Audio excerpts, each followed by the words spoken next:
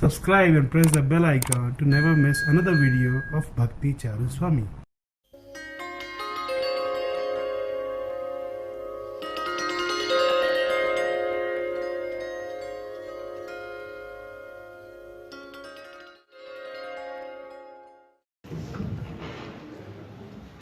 हरे कृष्ण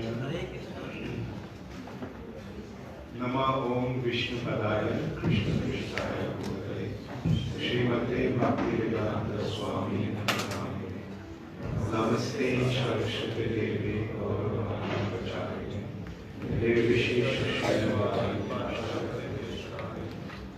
श्री प्रभुपाद। हरे कृष्णा। हरे कृष्णा। कल रात को जब मैं आया था वहाँ कौन कौन थे आप? अच्छा, कौन नहीं थे?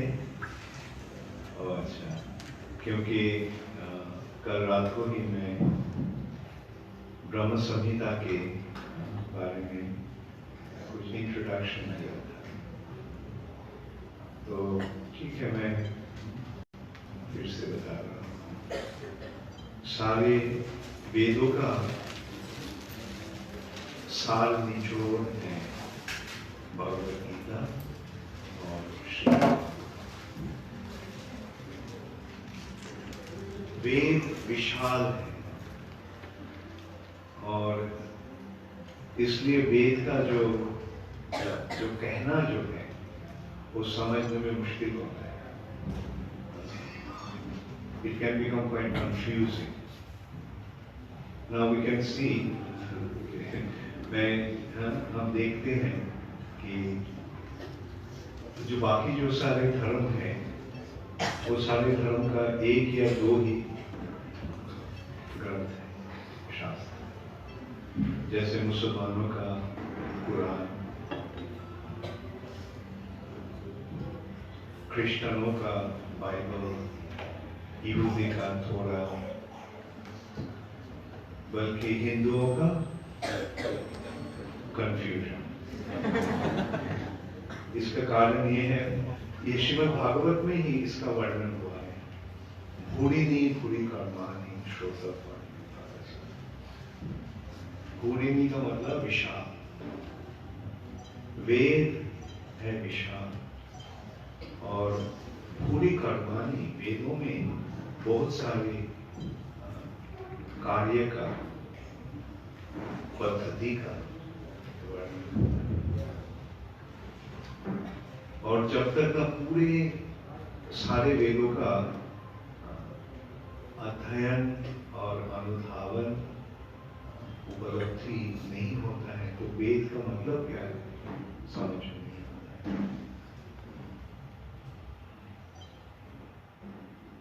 तो इसलिए कलियुग में और जो युग था वहाँ लोग बहुत ही मेधावी होते थे। उनका बुद्धि बहुत ही उन्नत था, उनका बुद्धि या विचार का क्षमता भी बहुत ज्यादा था। वो लगभग सभी श्रुति धर होते थे, मतलब सब वेद नहीं पाठ कर सकते थे। वेद केवल या शास्त्र ग्रंथ का अध्ययन केवल ब्राह्मणों के लिए था। ब्राह्मणों का काम था पठन पाठन, वेद के अध्ययन और वेद की शिक्षा प्रदान। अब क्षत्रिय ये था, कार्य था, कर्तव्य था रक्षा,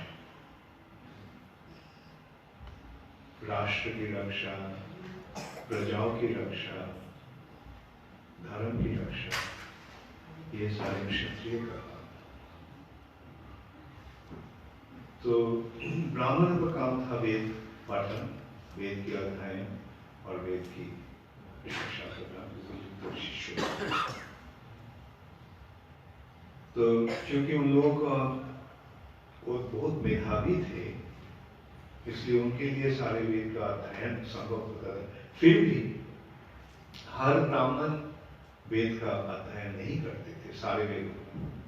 आपको पता है ना, वेदी, वेदी एक टाइटल है। वेदी का मतलब क्या है? एक वेद जानना। द्विवेदी, त्रिवेदी, चतुर्वेदी।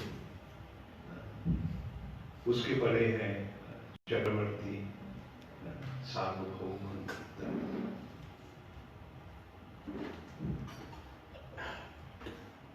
लेकिन कलियुग में वेद की जो वाणी है वो समझना असंभव हो गया। इसलिए भगवान भगवत गीता प्रकट की है।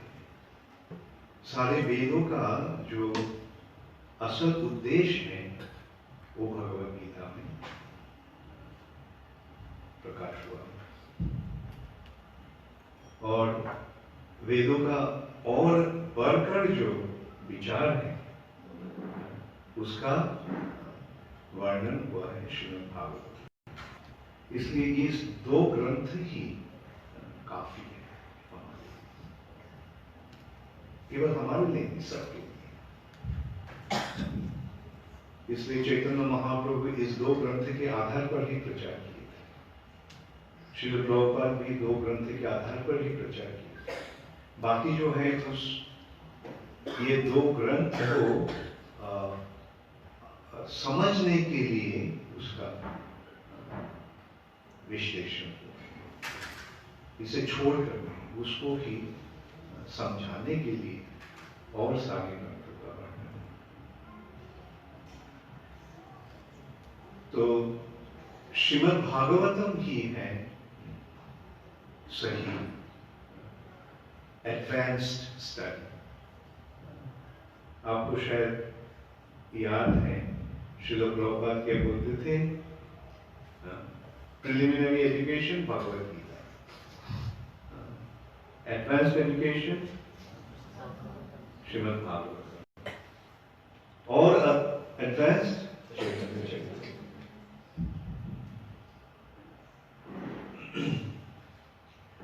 ये तीन ग्रंथ हमारे लिए बहुत ही जरूरी है, महत्वपूर्ण है। और इनमें से जो श्रीमद् भागवतम ही सारे वेदों का असल उद्देश्य वर्णन कर रहे हैं। सारे वेदों का उद्देश्य क्या है?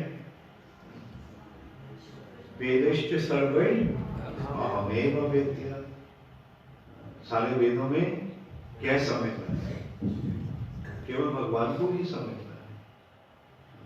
वेद के बहुत सारे अंग हैं, मुख्य 3 अंग हैं। एक है कर्मकांड, ज्ञान कांड और भक्ति। ये क्रमिक एडवांसमेंट। भौतिक जगत को जो भोग करना चाहते हैं उनके लिए कर्मकांड। जो भौतिक जगत से निकलना चाहते हैं उनके लिए ज्ञान कांड। और भौतिक जगत से निकलने के पश्चात क्या करना होगा वो है भक्ति। मुक्ति ही जीवन का उद्देश्य नहीं है। जैसे एक कैदी है कारागार में दंड भोग रहा है। जब तक वो कारागार में है उसका उद्देश्य क्या होता है? कैसे मैं यहां से निकालूं, कैसे मैं यहां से निकालूं। लेकिन जब निकल आता है तब उसको क्या करना है? उसको खाने पीने के लिए कुछ तो करना होगा। निकलना ही अंतिम उद्देश्य नहीं है। ये रिलेटिव उद्देश्य। हम यहाँ दंड भोग रहे हैं, कष्ट पा रहे हैं, तो इस परिस्थिति से हमको निकलना है। लेकिन इस परिस्थिति से निकलना ही असल उद्देश्य नहीं है। निकलने के पश्चात क्या है, क्या करना है, और उसका विचार हो रहा है वेदांत में, या जिसको उत्तर मीमांसा कहा गया है। उत्तर मीमांसा, फाइनल कंक्लूजन। तो भगवान के साथ संपर्क युक्त होना ही जीवन का असल उद्देश्य है। लेकिन भगवान के साथ संपर्क जोड़ने के लिए हमको सबसे पहले पहचानना होगा भगवान कौन है। अगर हम भगवान कौन है यही अगर हमें पता नहीं है तो उनके साथ हम प्यार के संपर्क कैसे स्थापन करें। जिसको हम नहीं जानते हैं उसको क्या हम प्यार कर सकते हैं? नहीं। तो अगर भगवान को प्यार करना है, भक्ति का मतलब है प्यार। प्यार और प्यार से ही खत्म नहीं होता है। प्यार का एक्सप्रेशन होता है ना। जैसे जब कोई किसी को प्यार करते हैं तो वो प्यार के कारण जो कुछ करते हैं, कुछ जो प्यार का प्रकाश कैसे होता है? कार्य के माध्यम। माँ बच्चे को प्यार करती है और माँ क्या बच्चे के लिए क्या नहीं करना चाहती, सब कुछ करने के लिए तैयार है। ये प्यार का ये स्वाभाविक वृत्ति है। जब हम किसी को प्यार करते हैं उनके लिए हम कुछ करना चाहते हैं, दिखाते हैं कि मतलब दिखाने का भी नहीं, ऐसे स्वाभाविक रूप से, हार्दिक रूप से हमारा उनके लिए कुछ करने का प्रेरणा होता है, करने का इच्छा होता है। तो वैसे भगवान के प्रति हमारे प्यार के नाते जो हम कुछ भगवान के लिए करना चाहते हैं उसका नाम ही है भक्ति। इसका अंग्रेजी में श्रील प्रभुपाद कैसे वर्णन किया? Devotional service.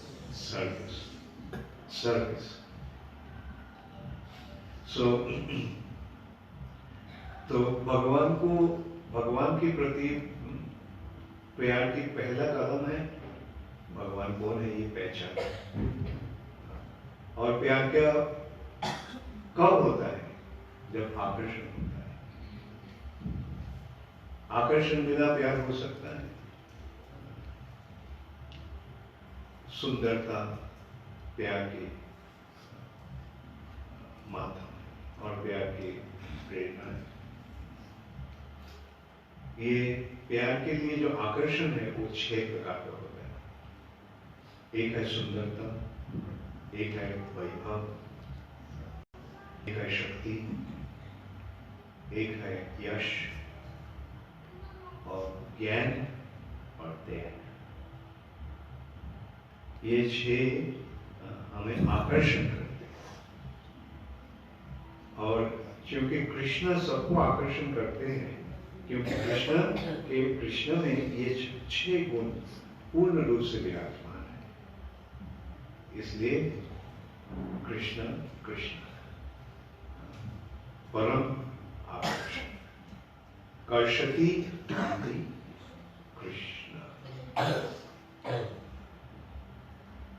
तो कृष्ण के बारे में भागवतम में पूर्ण रूप से वर्णन हुआ है। भागवतम का 10 अंग है। वो 10 अंग है, मतलब महापुराण का 10 सिम्टम, लक्षण, 10 लक्षण। वो है पहले सृष्टि और सर्ग, मतलब सृष्टि भी सर्ग। सृष्टि के पश्चात सेकेंडरी विशेष सृष्टि। इसका वर्णन ऐसे हो सकता है कि आप एक नया मकान खरीदे हैं, तो मकान खरीदे हैं लेकिन उसके बाद क्या होता है? Interior decoration. जैसे वैसे मकान जैसा है उसमें आप नहीं घुस जाते, उसको सजाते हैं, जो आपका जरूरतें हैं उसको पूरा करते हैं, उसके पश्चात जाते हैं। सो ऐसे ही भौतिक जगत का सृष्टि भगवान श्री विष्णु के माध्यम करते हैं। विष्णु ही सृष्टि करता है, सृष्टि करने वाला। और ब्रह्मा जी है इंटीरियर डेकोरेटर। सृष्टि के पश्चात क्या करना है? पहले तो बात है कि सारे जीवों को लाना है। अगर कोई नहीं रहेगा तो क्या हो? तो जीव का सृष्टि शरीर प्रदान करते हैं, और जो 14 भुवन है इस भौतिक जगत में उसको सजाते हैं ऐसे, और जिम्मेदारी देते हैं विशेष विशेष जीवों को। स्वर्गलोक है देवताओं के लिए, इस मर्त्यलोक है मनुष्य के लिए, और पाताल लोक है राक्षस, असुर, दैत्य और दानव। ये सारे ब्रह्मा जी ये करते हैं। अत्र सर्ग विसर्गश्च स्थानम पोषणम उदय। स्थान, इस ब्रह्मांड की स्थिति कैसी है, 14 भुवन है, इसका वर्णन। पोषणम, उसके पालन पोषण कैसे होगा सारे जगत का। उदय, सृष्टि करने का जो इच्छा जीवों में है, उदय। स्थान पोषण। मनवंतर, ईशानवर, मनुओं का राज्य काल। 14 मनु आते हैं ब्रह्मा के एक दिन, और जब मनु आते हैं उनके साथ साथ देवता भी आते हैं। चेंज होता है, एक मनु चले जाते हैं तो उनके साथ साथ देवताओं, ऋषि जो उस मनवंतर में थे उसको भी छुटकारा मिलता है, ड्यूटी खत्म। तो नया मनु आता है उनका टीम लेके। तो वैसे हर मनु का मनवंतर होता है, स्थितिशाली राज्य का। ईशान का था भगवान को जो कार्य कला विभिन्न अवतार से, अवतार के रूप में भगवान आगे जो कार्य करते हैं उसको ईशान का था।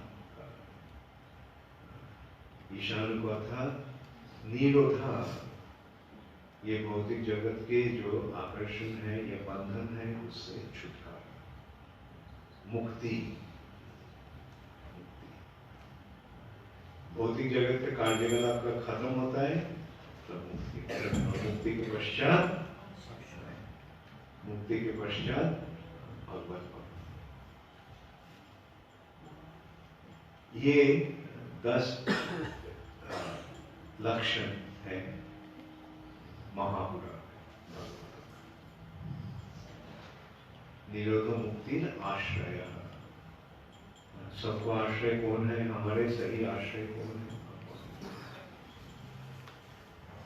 तो ये श्रीमद् भागवतम में वैदिक ज्ञान का पूर्ण वर्णन हुआ।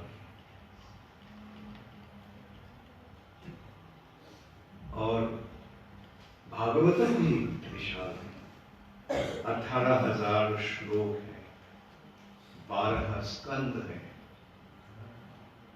और कितने सारे अध्याय हैं, और 18,000 श्लोक। तो ये भी समझना मुश्किल है, इसलिए और भी इसका भी संक्षेप में वर्णन हुआ, और वो है ब्रह्म संहिता। ये ब्रह्म संहिता समझने में भागवतम का जो मुख्य उद्देश्य है वो सफल हो जाता है, पूर्ण हो जाता है। तो इसलिए हम विचार किए हैं कि ब्रह्म संहिता आता है। अच्छा, भागवतम का मतलब वेदों का उद्देश्य क्या है?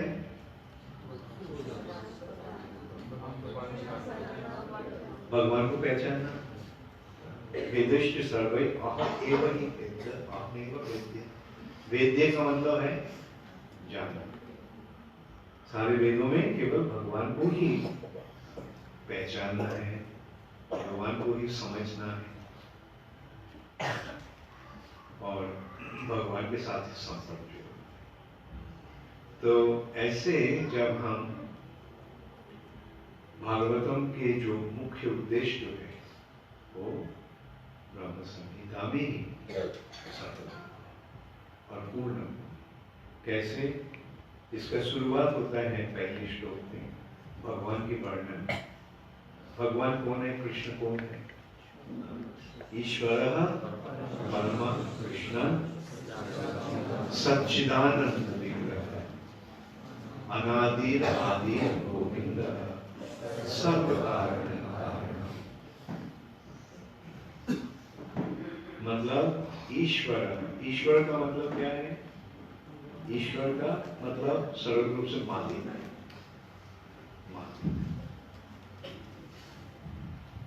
लेकिन एक परमेश्वर, परम ईश्वर। परम ईश्वर के मतलब होता है जिसके बराबर और कोई नहीं है और जिनसे बढ़कर। तो कृष्ण कौन है? ईश्वर परम कृष्ण। और सच्चिदानंद विग्रह। विग्रह का मतलब है उनके जो रूप है, उनके रूप सच्चिद आनंद। भौतिक जगत का निर्माण पंचभूत से होता है। पंचभूत मिट्टी, पानी, अग्नि, वायु, आकाश। और उससे बढ़कर और भी तीन है, मन, बुद्धि, अहंकार। भिन्ना प्रकृति अष्टधा। इस 8 तत्व से ये भौतिक जगत का निर्माण। लेकिन भगवान का जो शरीर है, भगवान का जो विग्रह है, भगवान का जो रूप है, वो पंचभूत से नहीं बना। भगवान का रूप बना है सच्चिद आनंद से। सत का मतलब है अविनाशी, नित्य, हर समय रहेगा, हर समय था, है और रहेगा, जिसका कोई नाश नहीं। तो लेकिन इस भौतिक जगत में सब कुछ विनाशवान है, यह सब कुछ नाशवान है। लेकिन आध्यात्मिक जगत में सब कुछ अविनाशी है। जैसे भगवान आत्मा के बारे में बोल रहे हैं, अविनाशी की प्रवृत्ति ये न सर्वमिदं। अविनाशी आत्मा अविनाशी, क्योंकि आत्मा भी उस जगत से आया है, इसलिए आत्मा भी अविनाशी, आत्मा भी चेतन है और आत्मा भी आनंदमय है। सच्चिद आनंद का मतलब होता है जिसका कभी नाश नहीं होता है, जो नित्य है, जो पूर्ण चेतन है, सारे ज्ञान है उसमें। भौतिक जगत में हमको क्या करना होता है? ज्ञान संग्रह करना होता है। Collect, we have to collect our knowledge. लेकिन आत्मा में सारे ज्ञानमय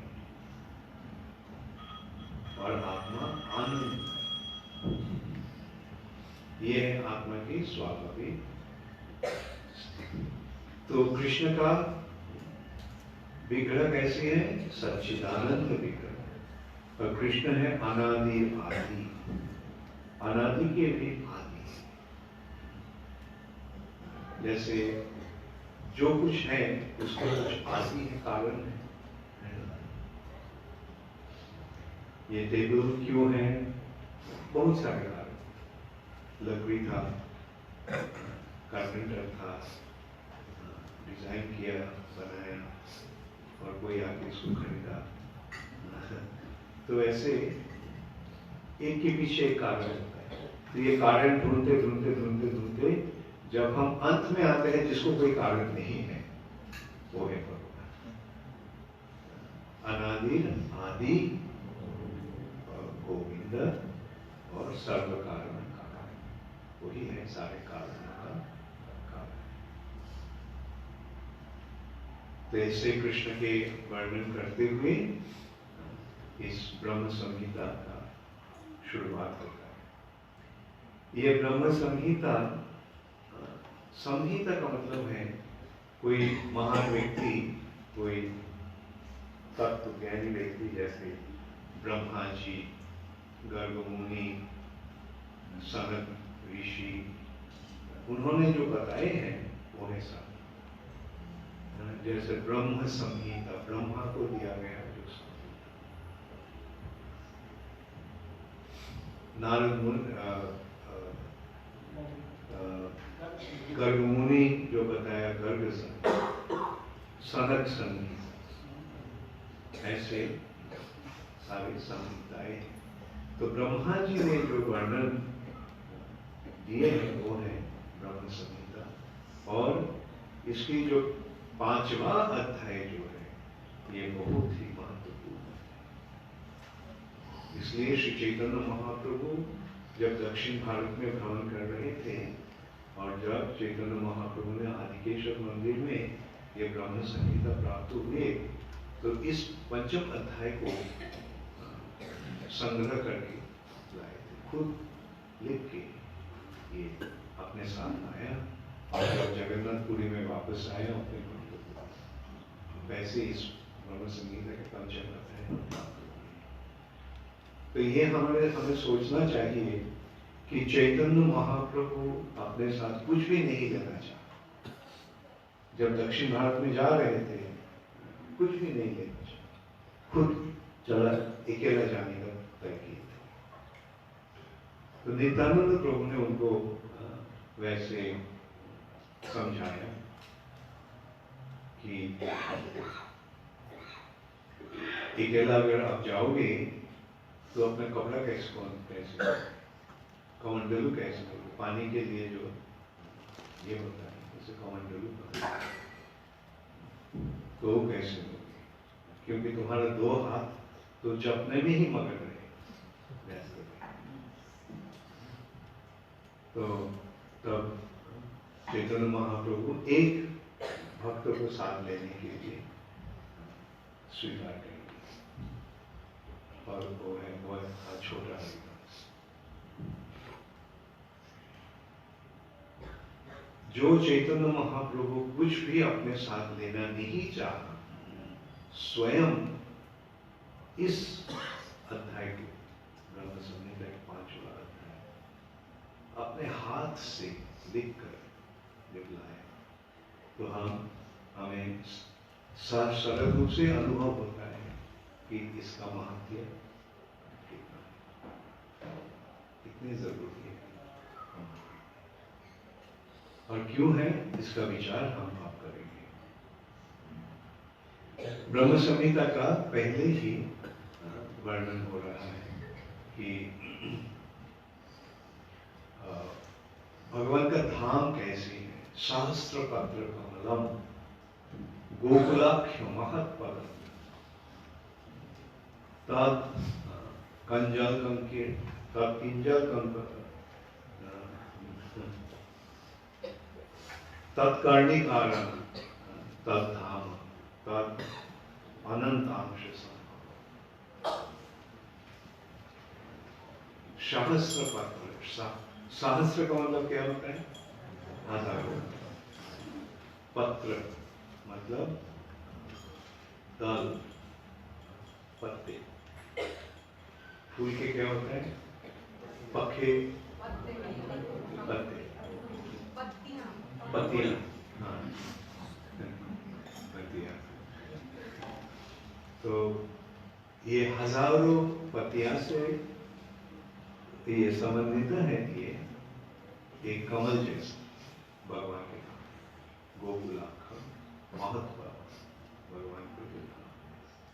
और तत्कर्णिकारम, उसके जो कर्णिकार हैं कमल के बीच में कोरक होता है, वो कोरक है भगवान के नाम। और तत् अनंतांश संभव, इसके ये भौतिक जगत का आध्यात्मिक जगत का निर्माण हुआ है अनंत से, मतलब बलराम से।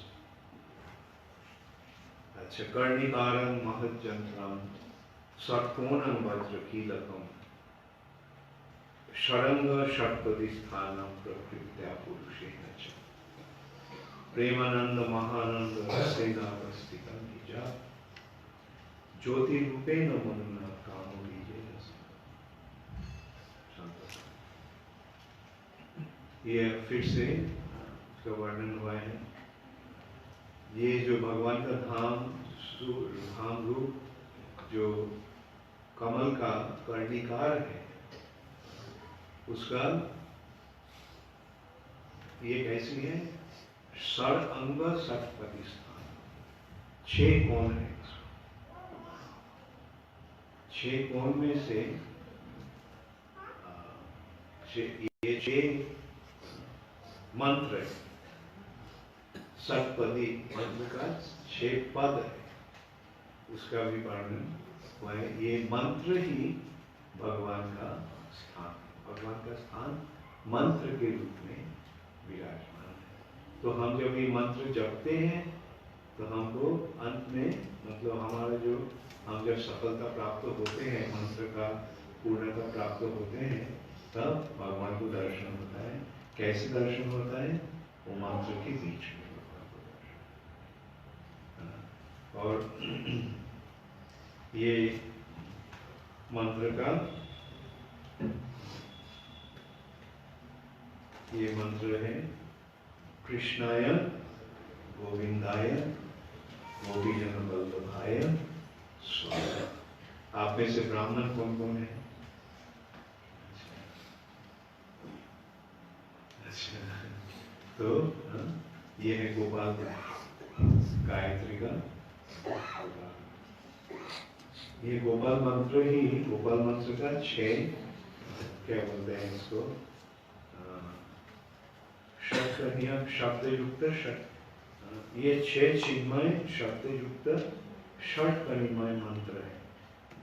कृष्णाय 1, गोविंदाय, गोपीजन वल्लभाय, गोपीजन 4 वल्लभाय स्वाहा, ये 6।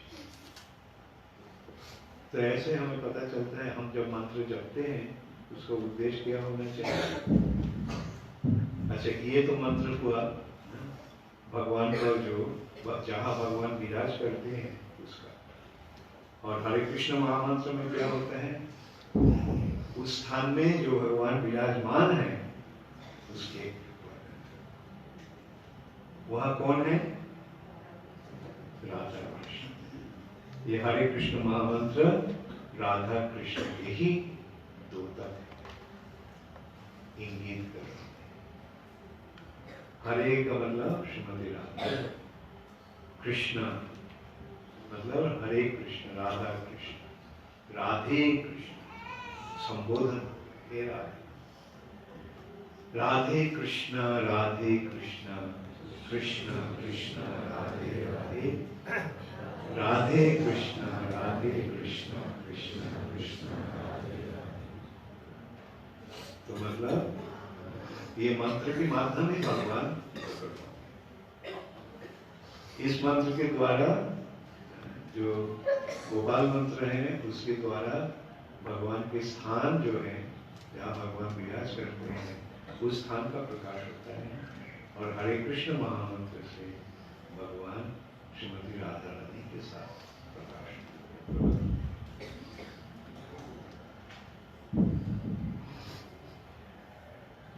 ऐसे भगवत धाम की और भगवान के वर्णन के पश्चात वर्णन हो रहा है कैसे ब्रह्मा जी इस जगत में आए थे।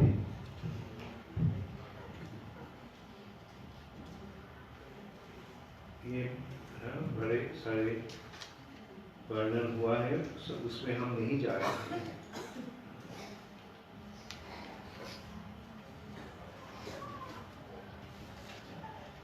जो भगवान के नाभि कमल से ब्रह्मा जी का उत्पत्ति हुआ, ब्रह्मा जी का जन्म हुआ।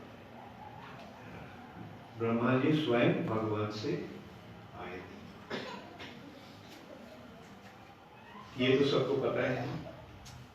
ब्रह्मा जी का आविर्भाव हुआ।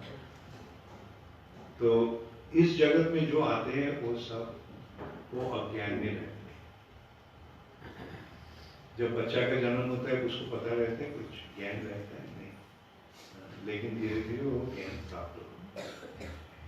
वैसे ही ब्रह्मा जी जब आए थे, यद्यपि उनका चेतना फुल्ली डेवलप था, लेकिन याद नहीं कहाँ से आए हैं, कौन है।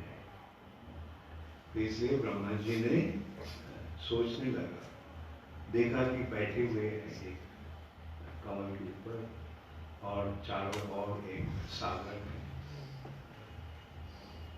और कोई नहीं। तो ब्रह्मा जी ने सोचा, अगर मैं इस कमल के नाल से अगर नीचे चले जाएंगे तो हमको पता चलेगा। लेकिन हजारों साल तक नीचे उतरने के पश्चात भी ब्रह्मा जी को अंत नहीं। तब ब्रह्मा जी फिर से आकर इसके ऊपर बैठे, कमल के ऊपर बैठकर सोचने लगे, अब क्या करूं? इतने सारे कोशिश किया नीचे उतरने का, और मैं सोचा था कि अगर मैं नीचे चले जाएंगे तो पता चलेगा मैं कहाँ से आया, तब मुझे शायद पता चलेगा मैं कौन। और इसका वर्णन ऐसे हुआ कि यद्यपि ब्रह्मा जी भगवान के बहुत ही नजदीक आ गए थे, भगवान के नाभि से उनका उत्पत्ति हुआ है और भगवान के नाभि के बहुत नजदीक भी आ गए थे, लेकिन भगवान को दर्शन नहीं कर पाए। इसका मतलब क्या होता है? हमारे भौतिक इंद्रिया के द्वारा हम भगवान को दर्शन नहीं कर सकते। भगवान भौतिक इंद्रिय के परे है। भौतिक इंद्रिया के द्वारा, भौतिक आंखों के द्वारा हम केवल इस भौतिक जगत का वस्तु ही दर्शन कर सकते हैं, है ना? और फिर भी भौतिक जगत का भी सब कुछ दर्शन नहीं होता है। मिट्टी हम दर्शन कर सकते हैं, सॉलिड, पानी को भी दर्शन होता है, अग्नि का भी दर्शन होता है, अग्नि तक दर्शन होता है। बल्कि अग्नि के पश्चात क्या है? वायु, वायु को दर्शन कर सकते हैं। फिर भी जब वायु बहती है तो हम स्पर्श से अनुभव कर सकते हैं, और उसके परे जो आकाश जो है उसको हम कोई किसी भी इंद्रिय के द्वारा उसको उपलब्धि नहीं कर सकते। तो इंद्रिया के परे, मन के परे जो आत्मा है उसको हम कैसे दर्शन करें? तो भगवान के दर्शन इस भौतिक आंखों के द्वारा संभव नहीं है। लेकिन जब भगवान यहाँ आकर अपने लीला विलास करते हैं, तब हम हमारे ये भौतिक आंखों के द्वारा भगवान को दर्शन कर सकते हैं। इसलिए लीलाओं को प्रकट लीला कहा है, ताकि वो लीलाओं के द्वारा हम भगवान को दर्शन कर सकते हैं। भगवान को इस समय भगवान जब आते हैं तब हम उनको दर्शन कर सकते हैं। लेकिन जब भगवान अपना लीला उतार लेते हैं, समाप्त कर देते हैं, तब और उनको दर्शन करने का संभावना नहीं है। तब श्रवण के माध्यम भगवान को दर्शन करना। जैसे यद्यपि हम लोग अब भगवान को दर्शन नहीं कर रहे हैं, लेकिन जब हम श्रवण कीर्तन कर रहे हैं, मैं बोल रहा हूँ, आप सुन रहे हैं, तो भगवान को दर्शन हो रहा है ना। तो ये और एक रूप से भगवान को दर्शन कर सकते हैं। और भगवान के असल दर्शन कैसे होता है? प्रेमांजन छुरित भक्ति विलोचन। भगवान को दर्शन केवल प्रेम के माध्यम से संभव होता है, प्यार के माध्यम संभव होता है। जिसको दिल में प्यार नहीं है, वो भगवान के दर्शन नहीं कर सकता। जैसे दुर्योधन आंखों से देख रहे हैं भगवान को, लेकिन भगवान को भगवान के रूप में नहीं देखते, एक मामूली इंसान के रूप में देखते। मतलब प्यार के द्वारा ही हम केवल भगवान को दर्शन कर सकते हैं। अगर भगवान हमारे सामने नहीं है, यद्यपि हम आंखों के द्वारा भगवान को दर्शन नहीं कर सकते, लेकिन दिल में अगर प्यार है तो भगवान को हम दर्शन जरूर कर सकते। जैसे भगवान तो प्रकाश हुए हैं, प्रकट हुए हैं, दर्शन हो रहा है, लगता है कि ये मेटल है, ज्यादा से ज्यादा अष्ट धातु का है, नहीं तो केवल ब्रास। लेकिन जब प्यार होता तब क्या है? इसमें इस विषय में एक बहुत सुंदर दृश्य है।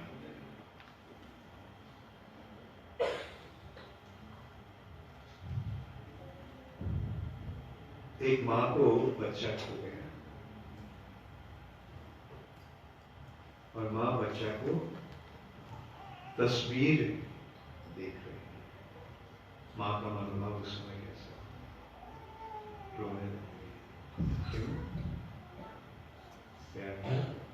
यद्यपि बच्चा नहीं है ऐसा, लेकिन उस तस्वीर के माध्यम में बच्चे को दर्शन। वैसे ही प्यार के नाते भगवान को दर्शन होता। अगर प्यार नहीं है तो दर्शन नहीं होता। वो हम पत्थर देखेंगे या लकड़ी देखेंगे या और कुछ, भगवान को नहीं।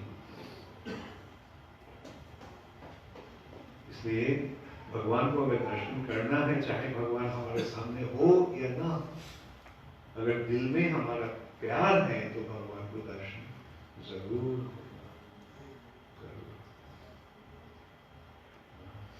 इसलिए उस प्रेम को ही अपनाना चाहिए, प्राप्त होना चाहिए। तो ब्रह्मा जी भगवान को जब तक भी बहुत ही नजदीक आ गए थे, गर्भलोक से विष्णु नाभि के, मतलब नाभि का अगर दर्शन हुआ तो नाभि के नजदीक आ गए तो व्यक्ति को भी दर्शन जरूर हो, लेकिन दर्शन नहीं कर पाए। तो ब्रह्मा जी फिर से आकर वो कमल के ऊपर बैठे और बैठने के पश्चात ब्रह्मा जी ने सोचने लगा क्या करूं। तब सुना कि सागर के लहरी का जो संघर्ष हो रहा था, उसके कारण एक शब्द हो रहा था, तपह तपह। तो उस शब्द की माध्यम भगवान ब्रह्मा जी को प्रेरणा दिया, तपह अंतर्मुखी हो जाओ, चेतना को अंतर्मुखी करो। ऐसे चेतना तो बहिर्मुखी होकर देखा कुछ भी पता नहीं चला, चलो अंतर्मुखी। तो वैसे जब ब्रह्मा जी ने चेतना को अंतर्मुखी किया, तब एक शब्द सुनाई दिया। असल में वो शब्द क्या था? वो शब्द था भगवान के बांसुरी के शब्द, जो ब्रह्मा जी के पास ओम के रूप में प्रकाश। ब्रह्मा जी सुन ओम ओम, तो उसमें अपना ध्यान लगाया, तो उस शब्द से गायत्री का प्रकाश, और उस गायत्री को ध्यान करने से वेद का प्रकाश हुआ। तो इसलिए गायत्री को वेद माता कहा जाता है, वेद की मां है। और तब ब्रह्मा जी के इस ध्यान की माध्यम भगवान को दर्शन किया। और जब भगवान को दर्शन होता है तो कैसा दर्शन होता है?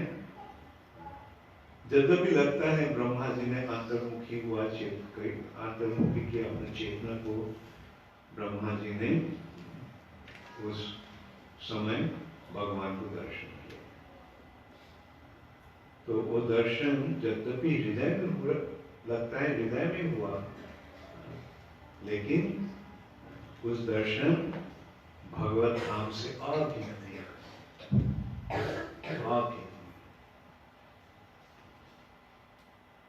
ब्रह्मा जी भगवान को धाम दर्शन,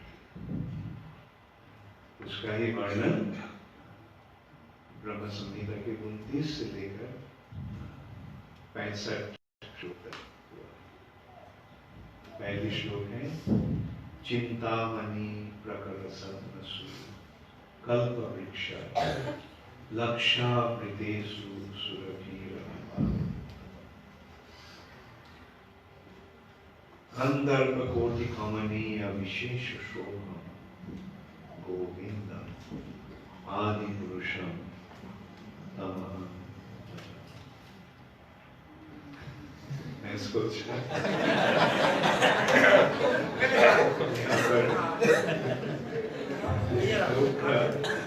प्रोजेक्शन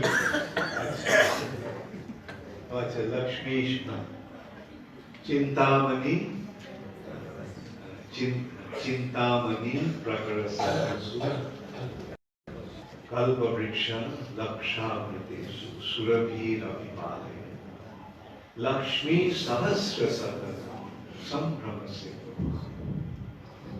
गोविंद आदि पुरुषम। ये श्लोक इसको कंठस्थ हो गया है। Very good. That side is heavy, this side is heavy.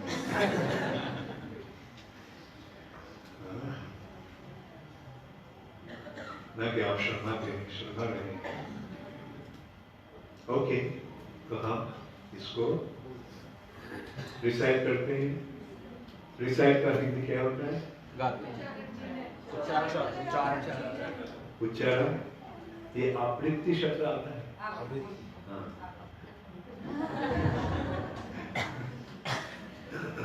तो हम आवृत्ति करते हैं ईश्वर। चिंतामणि प्रकर सत्मसु कल्प वृक्ष लक्षावृतेषु सुरभिरभिमालयन्तम् लक्ष्मी सहस्रशतसंवत्सरेवमानं गोविन्दमादिपुरुषं तमहं भजामि। चिंतामणि प्रकर सत्मसु कल्प वृक्ष लक्षावृतेषु सुरभिरभिमालयन्तम् लक्ष्मी सहस्रशतसंवत्सरेवमानं गोविन्दमादिपुरुषं तमहं भजामि। अब ना देखिए, आंखें बंद करें।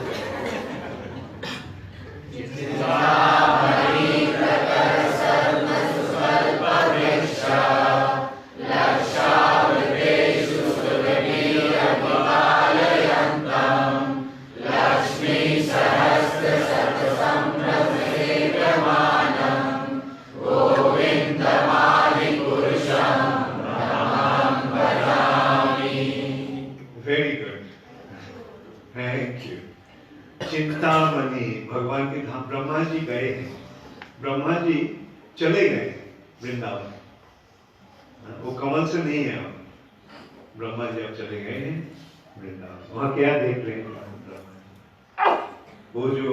वो स्थान जो है वो चिंतामणि से बना हुआ है। चिंतामणि क्या है? चिंतामणि का एक प्रकाश इस भौतिक जगत में होता है। ये चिंतामणि आध्यात्मिक वस्तु, बल्कि इस भौतिक जगत में भी चिंतामणि का प्रकाश हुआ है थोड़ा बहुत। जैसे सुरभि गाय का प्रकाश हुआ है यहाँ नंदिनी के रूप में, तो वैसे ही चिंतामणि का प्रकाश यहाँ भी हुआ है। कैसे? उस चिंतामणि के जिस चिंतामणि को यहाँ परशमणि कहा जाता है। पारसमणि, तो उसका स्पर्श होने से सब कुछ सोना बन जाता है। अगर हम यहाँ लगा देते हैं तो सारे सोना बन जाते हैं। लोग चाहते हैं अगर मिल जाए तो बहुत अच्छा होगा।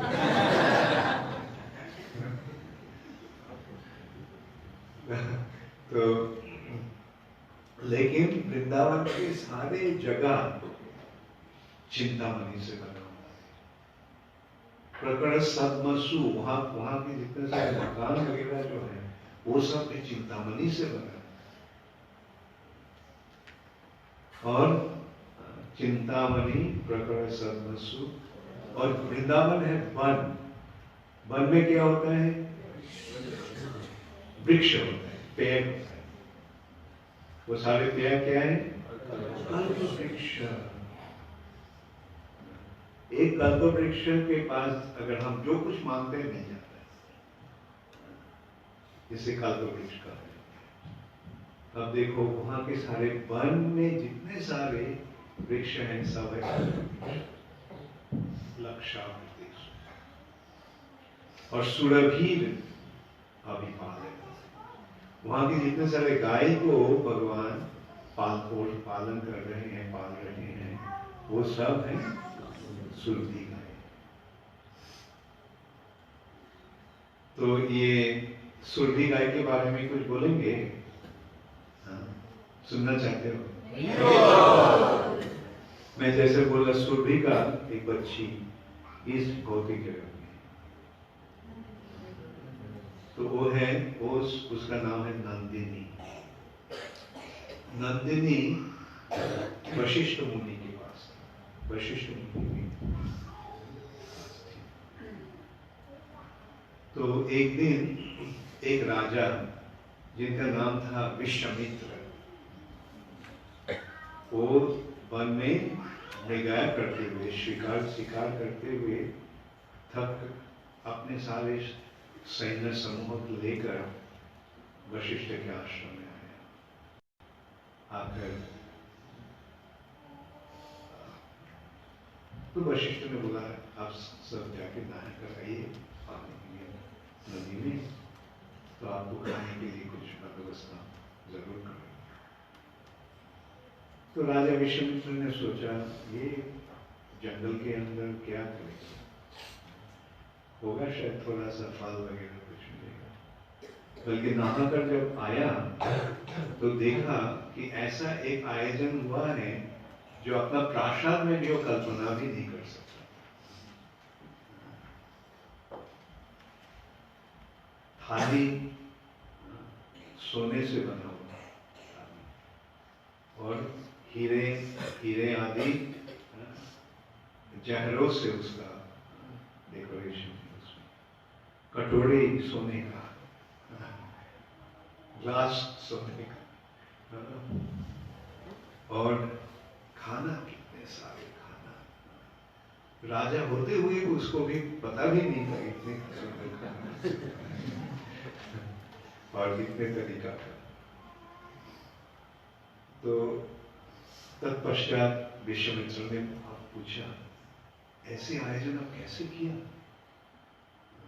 ये तो मेरा भी कल्पना के अतीत है, तो कैसे ये आयोजन किए?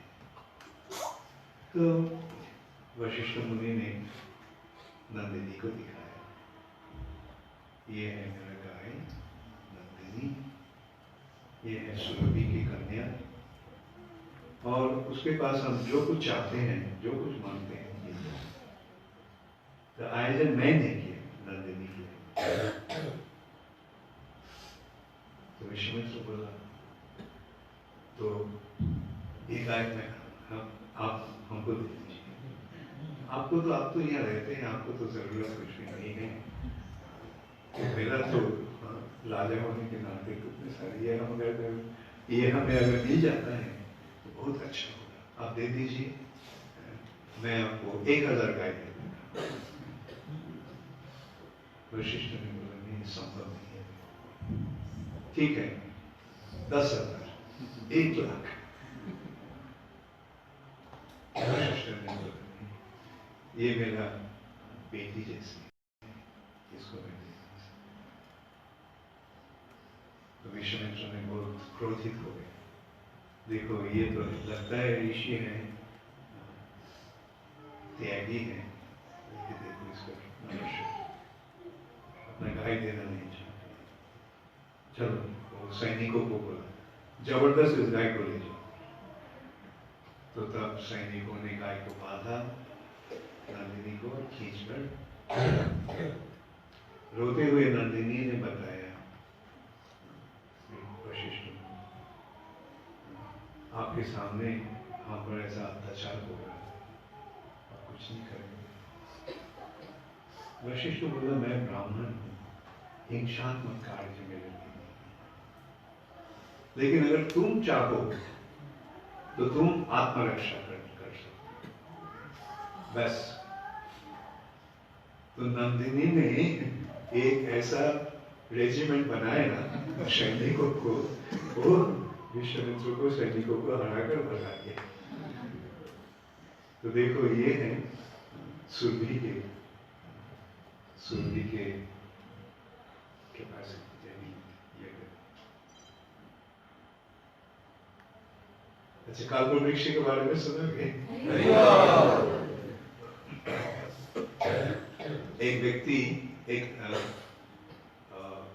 क्या बोलते हैं, कटहल, अच्छा, जो लकड़ी, अच्छा, कटोरिया में बोला है,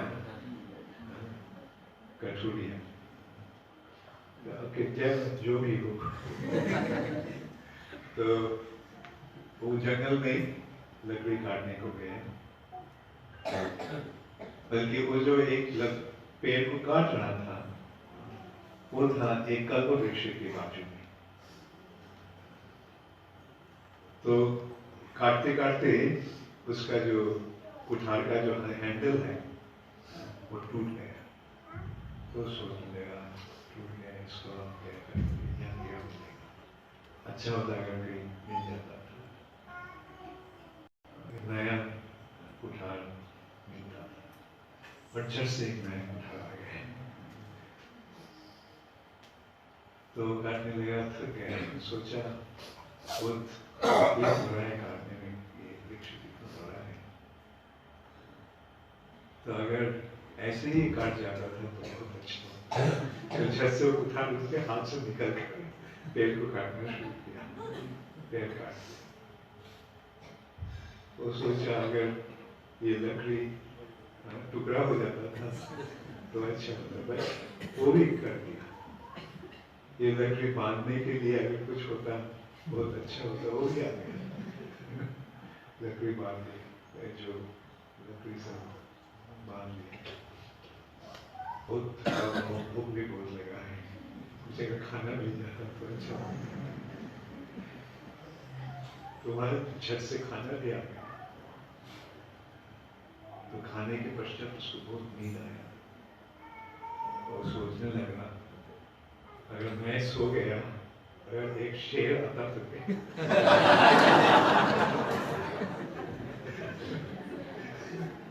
तो तुरंत ही वो एक शेर आ गया। तो ये है कल्पवृक्ष की महिमा। इसलिए इस भौतिक जगत में कल्पवृक्ष नहीं है, क्योंकि हम अगर उल्टा सीधा कुछ मांग लेते हैं तो बहुत मुश्किल होगा। तो वैसे वृंदावन कैसी है, कल्पवृक्ष से भरा हुआ है। भगवान श्री कृष्ण ने जो गाय चढ़ाते हैं अपने दोस्तों के लेकर, वो सब है सुरभि गाय। और वहां जो गोपियां जो है जिसके साथ भगवान लीला विलास कर रहे हैं, वो सब है लक्ष्मी। लक्ष्मी सहस्र शत संभ्रम से, हजारों लक्ष्मियां संभ्रम के साथ भगवान को सेवा कर रही हैं, संभ्रम से।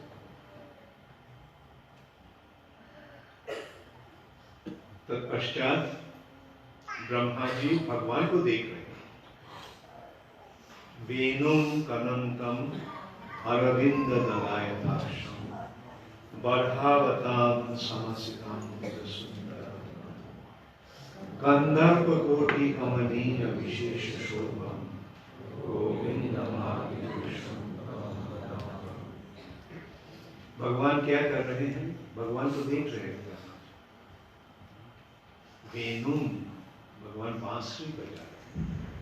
वेणु, जो वेणु बजाने में दक्ष है, कमल की पंखुड़ियां जैसे जिनके प्रफुल्ल नेत्र हैं, जिनका मस्तक मोर पंख से आभूषित है, जिनके अंग नीले बादलों जैसे सुंदर हैं, और जिनकी विशेष शोभा करोड़ों काम देवों को भी लुभाती है, उन आदि पुरुष भगवान गोविंद का मैं भजना करता हूँ।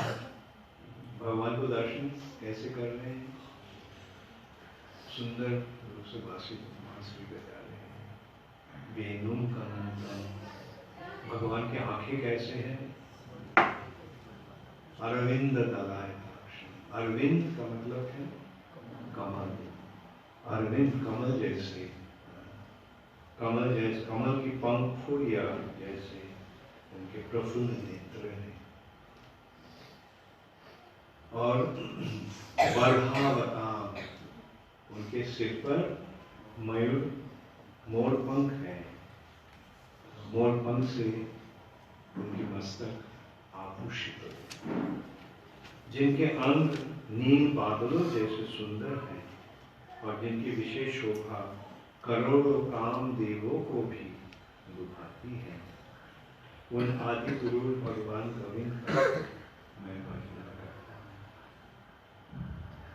तो हम ऐसा गाएंगे, वेणुं कनंतम अरविंद दलायताक्षं वरहावतं समसिताम्बुज सुंदरांगं कंदर्पकोटि कमनीय विशेष शोभं गोविंदमादि पुरुषं तमहं भजामि।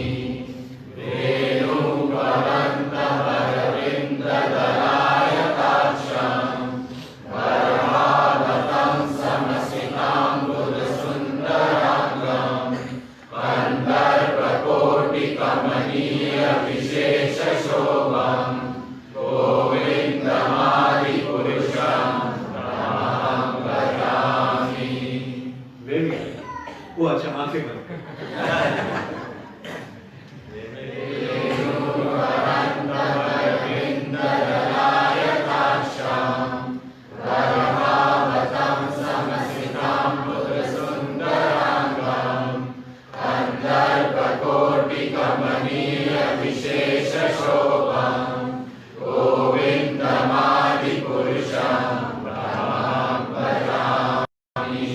Very good. Thank you. और इसके पश्चात भगवान के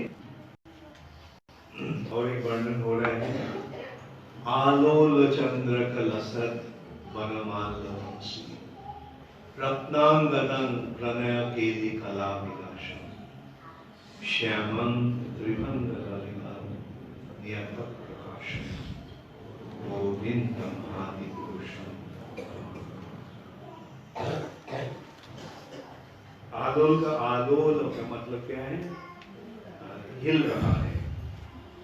चंद्र का, चांद की ताबीज, चंद्र का ताबीज। आलोल चंद्र का लसत, सुंदर। बनमाल, वन फूलों की माला। बंसी, बांसुरी।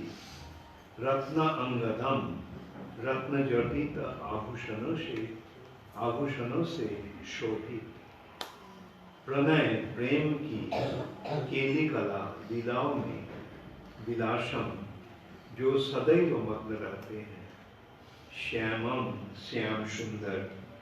त्रिभंग, तीन स्थानों पर मुड़े हुए। ललितम, सौम्य।